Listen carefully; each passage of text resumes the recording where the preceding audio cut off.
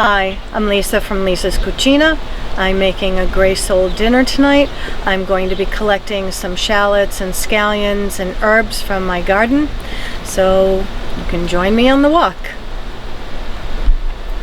I earlier pulled up some shallots from the raised bed, but I'm going to gather a couple more. A little bit of basil that we have here, but there's going to be more upstairs off the deck. The tomatoes aren't quite ready, so I decided not to do tomatoes for pasta. I already pulled a zucchini out of the garden earlier, so I may end up making that with pasta. I haven't quite decided. And then more tomatoes are coming in, and again, they're not quite ready. There are a few different types of basils I have. For the sake of what we're doing tonight, I'm going to cut some of the larger for the fried basil part of the dish. That's pretty good. And then I'm going to take some of the smaller basil, which is a little sweeter, and that'll be for the pasta. I like to add some fresh basil in, even though I've made pesto earlier. I still like to add a little fresh basil for the pasta. I'm going to cut some scallion greens. I like to use them to flavor the oil for the fish. Not necessarily that we're eating them, but just for the flavor of it. It adds a nice flavor for the fish, because the fish is a white fish. It doesn't really have a lot of its own flavor. So sometimes it's nice to add something to the oil itself. So we're back in the kitchen. I'm going to salt my water for pasta. Pretty generous. I'm going to put it to the back burner because I don't need it just yet, but it's there. I might as well leave the salt out. I put a pat of butter in a small pan to wilt some spinach. So I have that ahead of time. I don't have to think about it as I go along with everything else.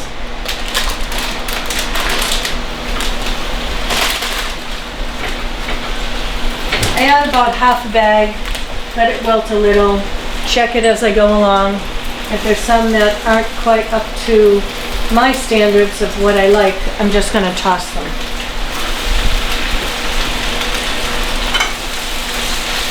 Sometimes I'll even use some spinach in my pesto when I make it, and or baby arugula, because the baby arugula gives it a little peppery taste. So I'm also one that likes to have my onions and garlic ahead of time. So I've taken some garlic from a head that I roasted the other day on the grill, and I put it in olive oil, and we'll be using that later on in our dish. So now I'm going to focus on making the tomato sauce for the pasta, and I like Clamato tomatoes. I think they taste pretty good considering that the garden tomatoes aren't in yet. So I find they have more flavor than most of the other ones, and I'm just coring out the very top center and then squeezing out some of the seeds, not all. You don't want to lose all the juice. And then I'm just going to cut it up. However small you like it. I kind of like it a little chunky.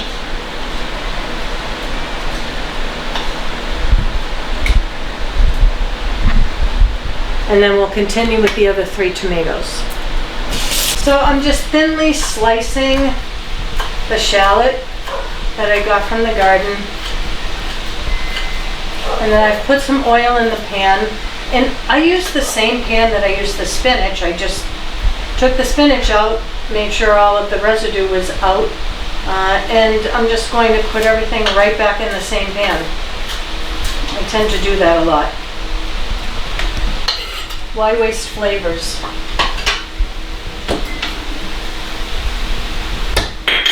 Now I'm just going to let that saute quickly.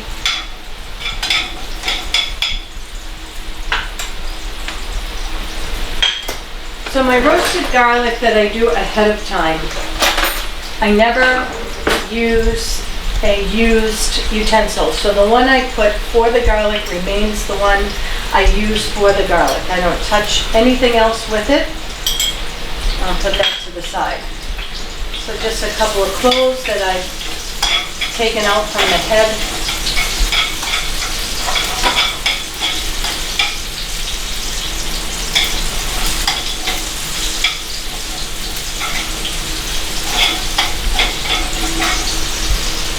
And then these are quickly cooking. So now I'm going to add the tomatoes. Reduce the heat just a little.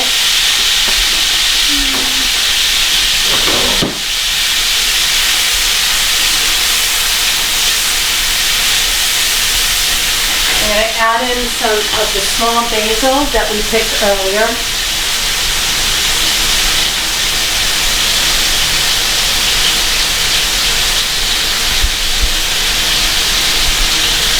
And if you feel like you want to use more, you can always take extra. It's all in what you like. So I'm just going to let that lower and simmer. Add a little bit of salt. I keep my spices right next to where I'm cooking because I'm always needing something and I'm not going to go and dig for things. That's the last thing I want to do. All right. So I don't cook it for a long time, but what I am going to do is turn the heat back up and then add some wine. I'm going to turn the heat back up.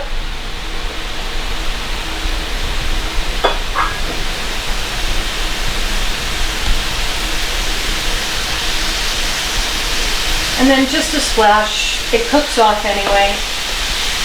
But it just gives a little added flavor.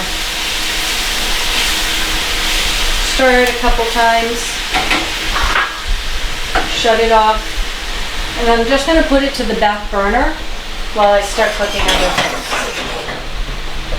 I've reduced the heat on the pasta water because I'm going to start to do the fried basil and the greens just to flavor the oil. And I'm going to wait for this. So some people, you can wait to heat up the oil, but what happens a lot is there's moisture in your basil and it's going to start spitting at you.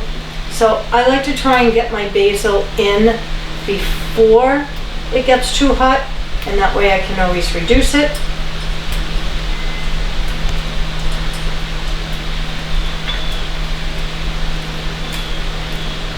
So we will be doing capers as well, fried capers, but I'll do that after I do the greens. So you can see I've saved a couple of little heads, and that's just for decoration at the end for the dish. Now when I make pesto, I do put in some of the stems, not the really long, thready kind of stems. But especially in the short basil, it doesn't matter. They're so thin.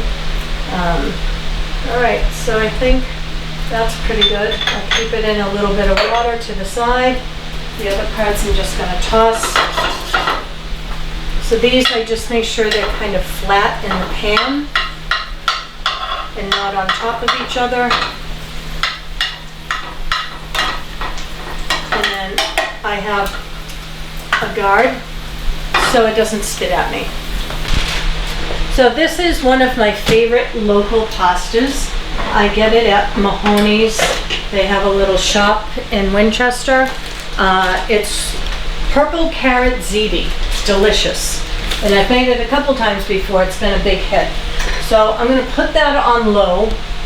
It'll boil, but it's not going to overboil. And now I'm going to start to take out my basil. And you can tell that the basil is ready because you can see the color change. So there's the fresh pasta and there's the cooked pasta. So you can see the color difference. You want to take it out, put it aside, and then I'll turn it up again and I'll throw in the capers to let those fry and then take those out, and then we'll put the greens in. Okay, great. Then I have my splatter guard. I put in my capers. Swirl the pan a little bit. I'm going to turn it down very slightly to medium. I have my basil over to the side. I put my capers in here. Once those are fried, we're going to do the greens, but now we're going to dip the fish. So I have taken an egg, beat it, and then I have the fish just resting in the egg. Nothing other than egg. From there, I like gluten-free breadcrumbs, so I tend to mix it a tiny bit. Sometimes if we have gluten-free corn chips, I'll crush them up in the Cucina and add those in. It just gives a little nice flavor and a bigger crunch. But these are almost a panko breadcrumb consistency. And so I just dip, make sure it's covered, both sides. As you can see, put it in the plate. And then we'll continue with the next 3 pieces. So we're doing 4 pieces in all. Checking my capers, which I have to turn up the fire a little bit. So now I have to really pay attention. Stir my pasta a little bit. Make sure it's not sticking. Okay, good. The capers out now, they're nice and fried, which I love fried capers. I just like the crunch of them. So I just tip the pan forward so all the oil slides away from the capers, and then I can scoop them up. And of course I've reserved the oil with all the flavoring from everything we've added for the fish. So now we're just going to add some of the greens, and again, use my splatter screen. Let those fry up quick, and then we're going to add the fish. So the pasta's ready. I tend not to drain the pasta because I like a little bit of that pasta water in my pasta and my sauce. So let's see, almost.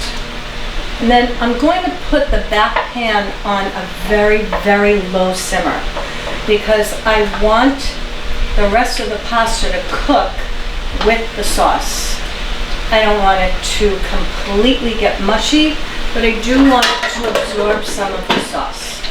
So the rest of this I'm going to put over to the sink, and then we're going to cook the fish. All right, done. So I've taken some of the oil out and put it in a small ramekin just for reserve, because as I'm cooking the fish, I don't want to oversaturate it with the oil that I've made. So you can always add some as opposed to taking it out, because you want the fish to be crispy. And we're cooking 4 pieces, so I do 2 at a time. Otherwise, you're just crowding the pan, and that's not great. So I have to wait for the pan to heat up again.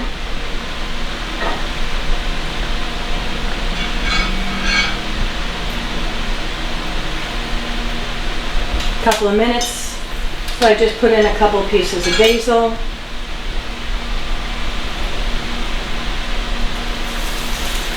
So you can hear the sizzle when the fish goes in.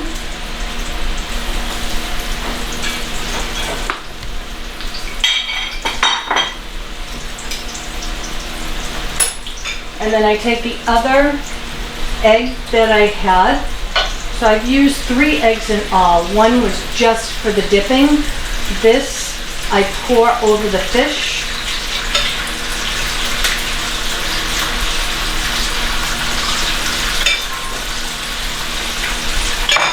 And I put my splatter screen back on for obvious reasons.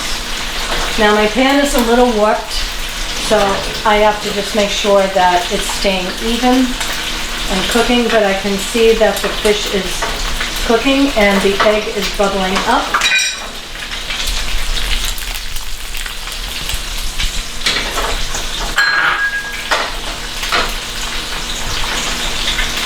Once I see that it's nice and brown on the edges, almost, then we'll flip it.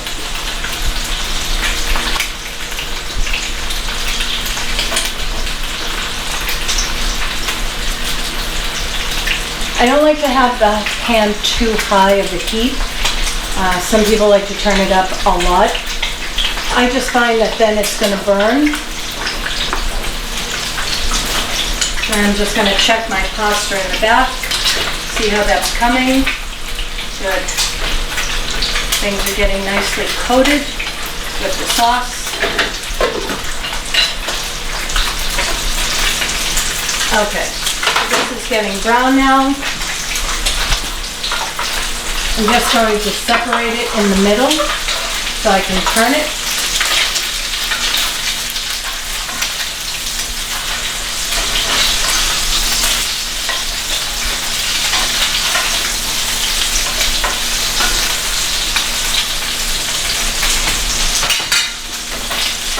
You can see how nice and brown it got. Give it just a few minutes. Doesn't really take a lot to cook this. Pretty quick. It's a thin white fish, gray sole.